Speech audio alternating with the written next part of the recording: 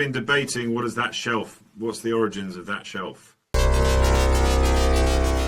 Big shelf. That shelf is that thing in your house where you put all the stuff, like your collectibles, the things that actually sort of define you. So you guys are in this Lord of the Rings thing. What are you guys collecting? What is on your shelves? That's a very good question. I promise the producers I'm not collecting artifacts from the set because we're not allowed to do that. So there's no. You're lying, aren't you? You're taking stuff off. There's the odd thing that might, no, for sure. That's a very good question about the shelf. It's interesting, isn't it? Because the nerd in me, which because of my age, you had to keep quiet. Now it's okay. But back in the day, you were quietly collecting your various collectibles. I mean, Star Wars was my film when I was a kid. That came out 1977. So remember queuing up to go and see that. So that's where that little shelf of figurines definitely are. A lot of Lego making happened. I actually was lucky enough to do a series called The Young Indiana Jones Chronicles, which George You absolutely were. And for 10 years, I love him forever for this, Lucasfilm used to give us a Christmas hamper. Really? And I promise you that one year, we always get a Christmas decoration in it. Mm-hmm. And one year I got a Millennium Falcon Christmas decoration that plugged into the lights of the Christmas tree and lit up. That's huge. I still have it. That's the greatest gift I've ever got. I adore that thing. Beautiful. Anyway, there you go. Oh, amazing. And anything else? What do you nerd out about? What is on your shelf? I don't think I've got. I mean, look, there's a lot of Star Wars stuff, but it's not on the shelf. It's everywhere. It's all over the apartment, and I don't think that's a problem. Haven't you got R2D2 underpants? Didn't you tell me about those? The underpants? No, that's the full get-up. Right, I don't think. Yeah, he's talking about underoos. We're old enough to remember underoos, where they're matching T-shirt and underwear. It was very sexy. That's not something I've come across, but I'll look into it. But I mean, as we shift for that, I mean, Star Wars, obviously, when you're part of Star Wars, you're part of this entire world. Here you are. I believe Lord of the Rings is quite popular. I believe this is something that you guys are connected to.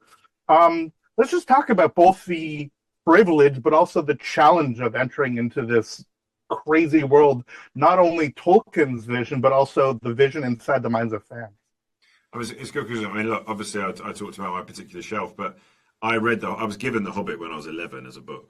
And it had Tolkien's drawing of Smaug the dragon on it, that little cartoon that he drew, and I think that was the first time I kind of read a book on my own, without being read to me or like a chat, and so it was just me and this literature, and it kind of blew my mind. So I became a fan of his work from then on. I particularly remember Gollum and Bilbo going through that whole process with the ring, but. So then, you read all the rings and the movies come up, and the next thing you know, you get the part of Elendil and this thing, and it's just like, well, I can't believe that I have actually become part of that story. And part of that story in a way that is very powerful, particularly with Elendil, because he's this hero archetype. I'd read about him in the books.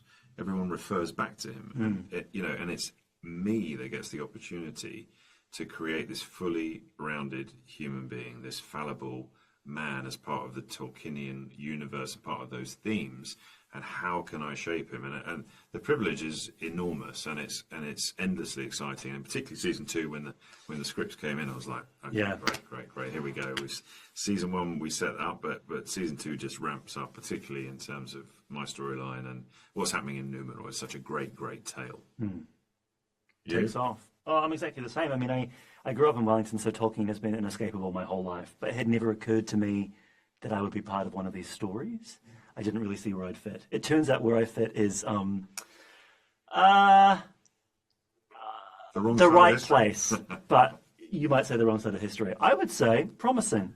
I would say maybe he's got some good ideas. Did we answer your question correctly? I'm not sure. Well, you did. I'm intrigued by those that.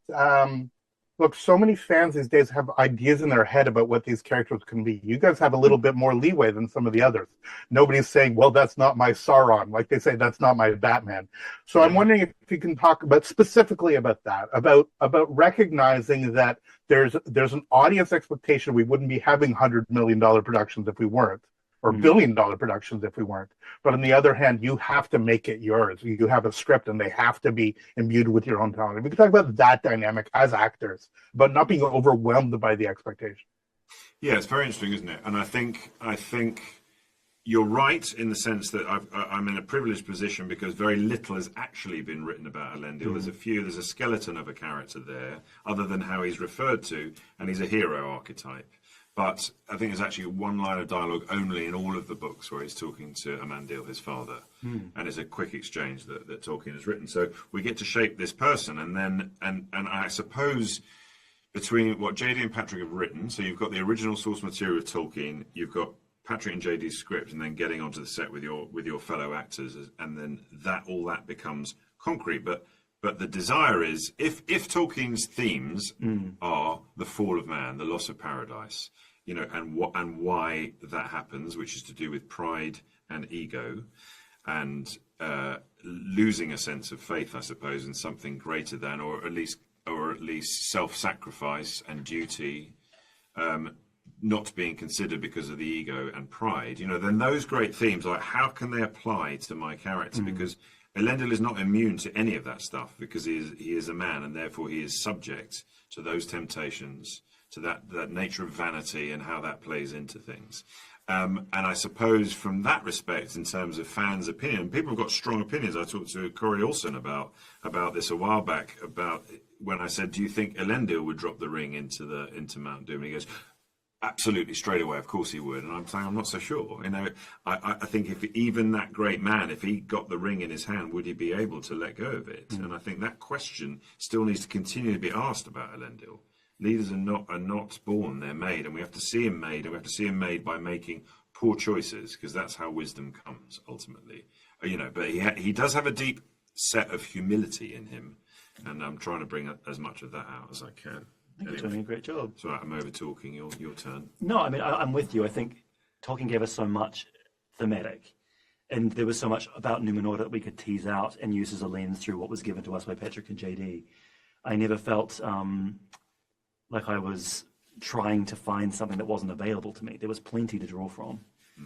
I think the boy's done a brilliant job writing Iari and my daughter, who's so connected to Kemen. These two new characters in terms of, but they fit those themes brilliantly. They fit the sense of ambition, the personification in this man of all that greed, of all of that vanity and desire for more, which is where the split and the schism in Numenor is at the moment between the Farazon, even though we're not seeing it yet, and even though you can argue at this point it's just about being progressive and being a bit more conservative. That's where we are. The sort of darkness hasn't really entered that element, but you can feel it's brewing, and you can feel what we all struggle against, which is to make that selfish decision or make a decision for the greater good. And that's what every human being has an opportunity to do, and that's played out beautifully in the Numenor story, right? That's absolutely beautiful. Thank you guys so much. Congratulations. Again, we can talk about how Tolkien does histories that refer to our contemporary day, and every word you're saying, I'm thinking about what's going on right now. So there we go. All the best, and whatever new Chutkas you get, put them on your shelf. Enjoy. All the best. Take care. I'm not going to beat those shelves.